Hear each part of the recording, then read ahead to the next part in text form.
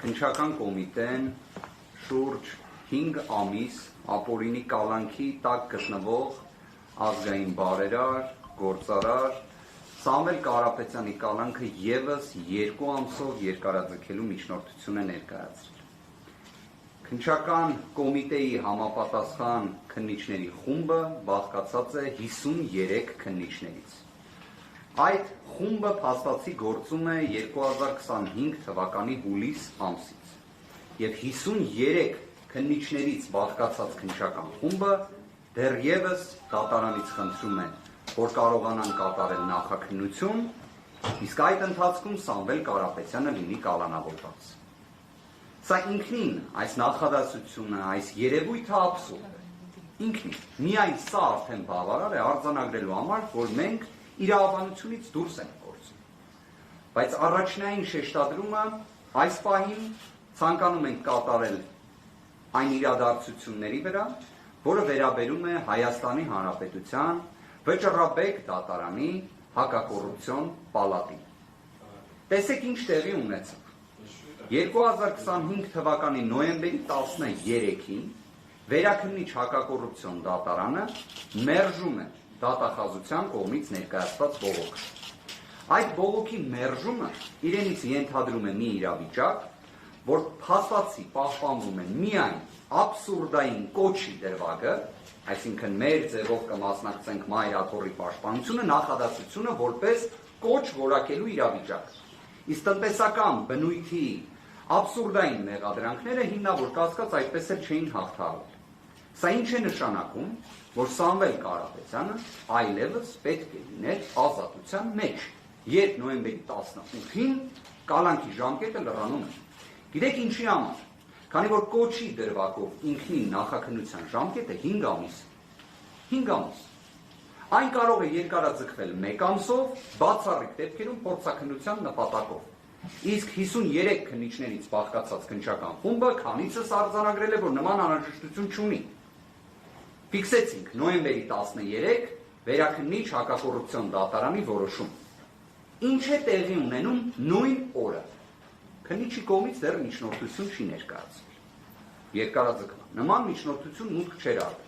Իդեպ զանգվածային լրատվության միջոցների մեր որոշ գործընկերներ 2025 թվականի նոյեմբերի 12-ին հրապարակել էին տվյալ, որ իբրև քննիչի կողմից նման միջնորդություն ներկայացվել է։ Պաշտոնապես հայտնում են, որ չէր ներկայացվել։ Այստեղ ամենակարևոր հանգամանքը որն է, քննիչը ինչի չէր ներկայացնում, քանի որ քննիչը չգիտեր ինչ միջնորդություն ներկայացնի։ Սա կարծում եմ, թե իմ համոզմունքն է, թե գործընկերներից համոզմունքն է, թե ցանկացած ողջամիտ իրավաբանի։ Եթե ունես մի հատ կոչի դրվագ, որը ինքնին աբսուրդ է, ամեն գնով ստացել ես 5 ամիս կալանք, տնտեսական բնույթի մեղադրանքներ ունես, որոնք հիմնավոր կասկածի շեմ չեն հաղթահարել, հիմա ինչ պետք է անես։ Եվ ինչ է տեղի ունենում։ Նոյեմբերի 13-ին Վճռաբեկ դատարանը հրապարակում է որոշում։ Հրապարակում է որոշում ստվերային արդարադատության պայմաններում, որտեղ այդ որոշման հրապարակման մասին չենք իմացել մենք, չեք իմացել դուք, չեք իմացել, այսինքն որևէ ձև եք չունեիք իմանալու, նույն ձև ոնց մենք, բայց դրա մասին գիտեր քննիչը, որտեղից գիտեր, որտեղ պատկերացրեք քննիչը կարողանում է նոյեմբերի 13-ին ժամը 18:27 մուտքագրի երկարաձգման միջնորդություն, հղումներ կատարի Վճռաբեկ դատարանի որոշումից, որը մենք չենք ստացել, իդեպ մինչ օրս չենք ստացել։ Կարողանում է կից ներկայացնել Վճռաբեկ դատարանի որոշումը դատարանին, որտեղ Վճռաբեկ դատարանը փորձ է կատարել ցույց տալու, որ տնտեսական բնույթի մեղադրանքներից մեկով իբրև կարող է լինել հիմնավոր կասկած։ Բայց Վճռաբեկ դատարանի որոշումը, ինչքան էլ այն այդքան անհրաժեշտ է եղել քննիչների համար, միևնույն է ուշացած է։ Դրան առանձին կանդրադառնանք։ Բայց պատկերացրեք, Վճռաբեկ դատարանի պրակտիկան ուսումնասիրենք, հասկանալու համար։ Եղել է դեպք, որ Վճռաբեկ դատարանը մոտ 20 օրվա ընթացքում վարույթ ընդունել դատախազության բողոքը եւ որոշում կայացնել։ Եղել է Հայաստանի Հանրապետության պատմության մեջ նման դեպք։ Ես ձեզ հրապարակում եմ վերջին, կարծես 12, նույնիսկ 15 ամսվա վիճակագրություն հենց նույն Վճռաբեկ դատարանի հակակոռուպցիոն պալատի։ Ես կներկայացնեմ վարույթ ընդունելու օր,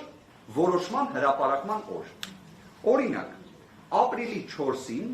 վարույթ է ընդունում Վճռաբեկ դատարանի հակակոռուպցիոն պալատը, գլխավոր դատախազի ներկայացրած բողոքը հենց տիկին Աննա Վարդապետյանի, որը վերաբերում է 33 դրվագ ենթադրյալ հանցանքի, որտեղ ի դեպ դատարանները կալանքը չէին կիրառել։ Վճռաբեկ դատարանը ապրիլին ընդունում է վարույթ, որոշումը կայացնում է նոյեմբերի 6-ին 2025 թվականին, որով արձանագրում է, որ կարելի էր եւ կալանքը չկիրառել, դե ի վերջո գլխավոր դատախազներ բողոք տարեդակ անխատեսելի զարգացումներ են ժողովրդավարության բաստիոնում, բայց նաեւ արձանագրում է, որ այդ գործը արդեն դատարան են ուղարկել եւ ակտուալ չէ։ Ժամանակագրային, այսպես ասած, հատվածը ֆիքսեցինք։ Շարունակություն։ 2024 թվականի ապրիլի 23-ին Վճռաբեկ դատարանի հակակոռուպցիոն պալատը վարույթ է ընդունում գլխավոր դատախազի բողոքը, որոշումը կայացնում է 2025 թվականի մարտի 10-ին։ Մեկ այլ դեպքով 2024 թվականի մայիսի 22-ին ընդունվում է վարույթ, որոշումը ընդունվում է 2025 թվականի մարտի 10-ին։ Մեկ այլ դեպքով 2024 թվականի դեկտեմբերի 11-ին վարույթ է ընդունվում, որոշումը հրապարակվում է 2025 թվականի ապրիլի 17-ին։ Մեկ այլ դեպքով վարույթ է ընդունվում 2024 թվականի հոկտեմբերի 30-ին, որոշումը կայացվում է 2025 թվականի նոյեմբերի 13-ին։ Մեկ այլ դեպքով վարույթ է ընդունվում 2024 թվականի հոկտեմբերի 21-ին, իսկ որոշումը հրապարակվում է 2025 թվականի հոկտեմբերի 23-ին։ Ես ունեմ առաջարկ, խնդրում եմ օգնել ինձ այս հարցում, ես առաջարկում եմ, որ Վճռաբեկ դատարանի հակակոռուպցիոն պալատի դատավորների գործողությունների վերաբերյալ Սամվել Կարապետյանի դեպքով, որտեղ մենք արձանագրեցինք, չէ, ստացվում է միջինացված, ողջամիտ իրականության մեջ հնարավոր չէր պատկերացնել այսքան արագ որոշման կայացում, պետք է դիմենք Գինեսի ռեկորդների գրքին, այսինքն համապատասխան հանձնաժողովին, եւ կարծում եմ դա կլինի արդար։ Ի վերջո ինչի՞ չպետք է գնահատել նման վարքագիծը։ Սա իսկապես Գինեսի ռեկորդների գրքում գրվելու տվյալ է։ Իդեպ ինձ թվում է, եթե չեմ սխալվում, Գինեսի ռեկորդների գրքում կա հատուկ առանձին մի բաժին տիեզերքի վերաբերյալ։ Օրինակ, հենց սա կարող է գրվել այդտեղ, որտեղ սա տիեզերական արագություն է։ Իսկապես սա նույնիսկ լույսի ձայնի արագությունը գերազանցող վարքագիծ է Վճռաբեկ դատարանի կողմից։ Իդեպ կարծում եմ Վճռաբեկ դատարանի հակակոռուպցիոն պալատի այս գործողությունները Գինեսի ռեկորդի ես պարզապես մինչ ասուլիսը փորձում էի ուսումնասիրել, օրինակ կա մի անձ, կարծես ԱՄՆ քաղաքացի, Ֆարմենը, որը փորի վրա ձմերուկ է կարում կտրել եւ դա կարողացել է անել կայծակնային արագությամբ, իր հետ կարող է մրցել նաեւ այս որոշումը։ Բայց հիմա, եթե ավելի փորձում ենք բովանդակային նայել, ինչի համար այս ամենը տեղի ունեցավ։ Զուտ նրա համար, որ քննիչը միջնորդություն ներկայացնի։ Հասկանում եք, Վճռաբեկ դատարանի հակակոռուպցիոն պալատ, սահմանադրական մարմին, արդարադատության տեսանկյունից բարձրագույն ատյան, որին կարողանում են փաստացի օգտագործել միջնորդություն ներկայացնելու նպատակով։ Այսինքն նայեք, կարող էր, չէ՞, Վճռաբեկ դատարանը այս որոշումը էլի կայծակնային արագությամբ, էլի մեկ ամսից շուտ, հա։ Օրինակ, ընդունել նոյեմբերի 22-ին։ Կարար դա լիներ, կարար, չէ՞։ Հիմա ես ուզում եմ դիմել մեր իրավաբան, փաստաբան գործընկերներին։ Դուք տեսել եք դեպք, որ օրինակ Վճռաբեկ դատարանը որոշման հրապարակման օր նշի, իսկ մենք ստացել ենք նման նամակ, որը նաև հրապարակել է 3, որ օրինակ նշվում է, որ դատական ակտի հրապարակման օրը նոյեմբերի 13-ն է, եւ հենց այդ օրը ձեզ տրամադրվի Վճռաբեկ դատարանի որոշումը։ Իդեպ Վճռաբեկ դատարանի որոշումների արձերն տրամադրման կառուցակարգ չկա։ Մեզ դրա համար Վճռաբեկ դատարանի համապատասխան դատավորի օգնականը տեղեկացնում է, որ որոշումը, որ ընդունվի, մեզ կուղարկվի ողջամիտ ժամկետում, կուղարկվի, ոչ թե եկեք ստացեք, եւ սահմանված կարգով կհրապարակվի դատական իշխանության կայքեջում։ Այս ոնց է ստացվում, որ մեզ չեն ուղարկում, որտեղ մեզ 3 ուղարկել են այս որոշումը, այսինքն որոշում են չէ, գրություն նրա մասին, որ հարգելի պաշտպաններ, իմացեք, նոյեմբերի 13-ին որոշում է հրապարակվել։ Սա մեզ ուղարկել է նոյեմբերի 13-ին, թվագրված նոյեմբերի 12, ստացել ենք նոյեմբերի 14-ին, բայց քննիչը կարողացել է ստանալ նոյեմբերի 13-ին։ Սա հարգելի գործընկերներ, ստվերային արդարադատության լույս սփռումն է, որտեղ այլընտրանք չունեին, ի վերջո սա բացահայտվելու էր։ Բայց երբ նժարին դնում ես մի հատ կալանքի միջնորդություն ու վճռաբեկ դատարանի հակակոռուպցիոն պալատ, իսկապես մեր գործընկերներից Ռուբեն Հակոբյան այս պահին ներկա չէ հարգելի պատճառով, բայց հետաքրքիր հանգամանք էր նշել, որ շատերը խոսում էին, որ Հայաստանի Հանրապետությունը, իհարկե շատերը ասելով բացառապես օրվա իշխանությունները, հանդիսանում է ժողովրդավարության բաստիոն, չէ՞։ Օրինակ մեր գործընկերը առաջարկում էր օգտագործել ժողովրդավարության բաստիլ ձևակերպումը։ Իդեպ ես նաև կառաջարկեի դիտարկել ոչ թե ժողովրդավարության բաստիոն։ Բաստիոնը դրական բառ է, բայց պատկերացրեք օգտագործենք բռնատիրական բաստիոն։ Բռնատիրական բաստիոն։ Իդեպ հետաքրքիր մի բան ասեմ ձեզ, իսկապես հետաքրքիր է, կալանքների շատ լինելը բռնատիրական երկրի հետ համեմատել, այսինքն որ ինքնին երևույթ, որ եթե կալանքները շատ են, դա բռնատիրական երկրի։ Իդեպ ոչ թե ավտորիտար, այլ հենց բռնատիրական երկիր ձևակերպումն եմ օգտագործում, կարող եք համացանցում հնարավորության դեպքում նայել, օգտագործվել է Հայաստանի Հանրապետության բարձրաստիճան պաշտոնյաներից մեկի կողմից 2024 թվականի հոկտեմբերի 23-ին։ Այս պայն չեմ ասի ում կողմից, բայց կխնդրեմ, որ դուք նայեք։ Նշված պաշտոնատար անձը հրապարակավ ասում է, որ մենք ներդրել ենք տնային կալանքը որպես խափանման միջոց, որտեղ ժողովրդավարական բարեփոխումները դա են պահանջում։ Հակառակը բռնատիրական երկրի դրսևորում է։ Մենք ի վերջո պետք է հասկանանք, որ այդպես չպետք է լինի։ Այսինքն մտքեր էին արձանագրվել։ Սամվել Կարապետյանի դեպքում 5 ամիս է միայն կալանքն է գործում։ Որ հարցնեք ինչի համար, ինչ հիմքով, ինչ պատճառաբանություններով։ Այդ պատճառաբանությունները ուղղակի նայեք Գինեսի ռեկորդների գրքում, օրինակ վճռաբեկ դատարանի գործողությունների տեսանկյունից։ Այստեղ ես ողջամտություն չեմ տեսնում։ Սահմանադրական դատարանը օգոստոս-սեպտեմբեր ամիսների ընթացքում 2 որոշում է ընդունում, որով ընդգծում է անձի ազատության կանխավարկածը։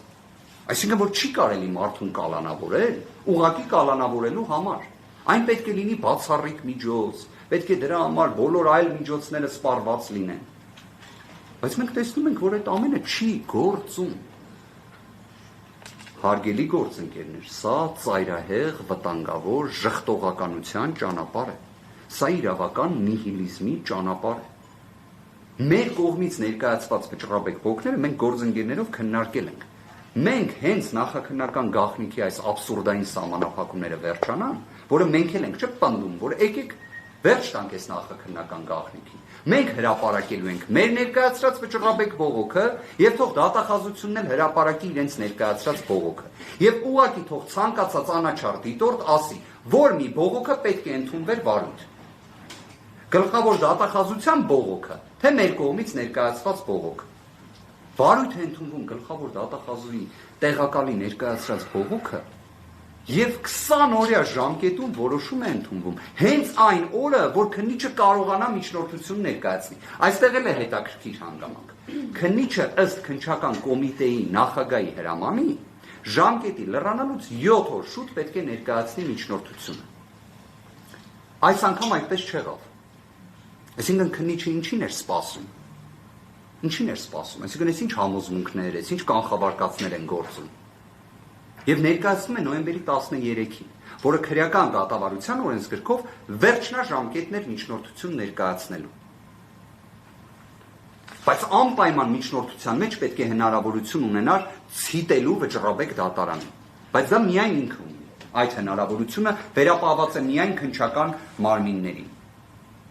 Սամվել Կարապետյանին վերաբերող վճռաբեկ դատարանի որոշում, բայց Սամվել Կարապետյանի պաշտպանական խումբը դա չի ստանում։ Դա ստանում է քննիչը, թե ինչ ճանապարհով գաղափար չունեն։ Իդեպ մի հանգամանքել եմ ուզում նշել եւ խոսքը փոխանցեմ գործընկերներիս, Վճռաբեկ դատարանը ունի 4 պալատ։ Հակակոռուպցիոն պալատն էր, որ այս գործը քննում էր եւ ռեկորդը սահմանեց։ Վճռաբեկ դատարանի հակակոռուպցիոն պալատի նախագահը նախկինում փաստաբանական գործունեությամբ զբաղված Դավթյան Արտուրն է։ Բայց փաստաբանական գործունեությանը մեկ այլ իրադարձություններ հաջորդել։ Ինքը քաղաքացիական պայմանագիր կուսակցության անդամ էր։ Երկրորդ հանգամանք, սահմանադրությունը ասում է, որ Վճռաբեկ դատարանը ունի 2 կարևորագույն լիազորություն։ Ապահովել միատեսակ պրակտիկա, այսինքն նախադեպեր ընդունել, որ ընդհանրապես պետք է այսպես մեկնաբանվի դրույթը, որ քննիչները պետք է ունենան այսպիսի պարտականություններ իրավունքները օրինակ հարգելու համար։ Վճռաբեկ դատարանը իրավունքի դատարան է։ Ինչի համար եմ այս պնդումը կատարում, որտեղ սահմանադիրը երկրորդ լիազորությունը, որ նախատեսել է Վճռաբեկ դատարանի համար, կոչվում է հիմնարար իրավունքների եւ ազատությունների խախտումների վերացում։ Հիմա ինձ մեկը կարող է ասել, Վճռաբեկ դատարանը գլխավոր դատախազի տեղակալի բողոքը ընդունելով վարույթ 20 օրյա ժամկետում որոշում ընդունելով միատեսակ պրակտիկա էր ապահովում, թե հիմնարար իրավունքների խախտումներն էր վերացնում։ Մենք ներկայացրել էինք մեր բողոքում հիմնարար իրավունքների խախտումների վերացման խնդրանք։ Իդեպ հիմքն էլ օգտագործել էինք Վճռաբեկ դատարանի միատեսակ պրակտիկա ապահովելուն ուղղված հենց Վճռաբեկ դատարանի հակակոռուպցիոն պալատի որոշումը։ Այսինքն մենք խնդրում էինք, որ Վճռաբեկ դատարան ձեր իսկ կողմից ընդունված որոշումը քննիչները, դատախազները, դատավորները չեն հարգում։ Եկեք պաշտպանեք ձեր իսկ որոշումը։ Վճռաբեկ դատարանը դա վարույթ չի ընդունում։ Այս որոշմամբ հիմա միատեսակ պրակտիկայի ապահովում, թե հիմնարար իրավունքների խախտումների վերացում է ապահովում։ Իդեպ հստակ ասեմ, ոչ այնա, ոչ մյուսն է, որտեղ արդյունքում Վճռաբեկ դատարանը մերժել է գլխավոր դատախազի տեղակալի բողոքը, որտեղ դա վաղեմությունը անցած դատական ակտի վերաբերյալ է։ Օգոստոսի 15-ի դատական ակտի վերաբերյալ որոշում են կայացնում։ Բայց դուք նայեք ինչքան կարևոր էր իրենց համար, որ նոյեմբերի 13-ին անպայման պետք է հրապարակվի, որը վերջին օրն է կալանքի երկարաձգման միջնորդության ներկայացման եւ այլ եւ այլ։ Այն, որ այս գործում քաղաքական հետապնդման բաղադրիչը անհերքելի է, անվիճելի է, մրցակցությունից դուրս է, կարծում եմ բոլորի համար ակնհայտ է։ Մենք պարզապես հերթական տվյալներն ենք դրա վերաբերյալ արձանագրում։ Իդեպ, բայց նույն նոյեմբերի 13-ին վերաքննիչ հակակոռուպցիոն դատարանը իր որոշմամբ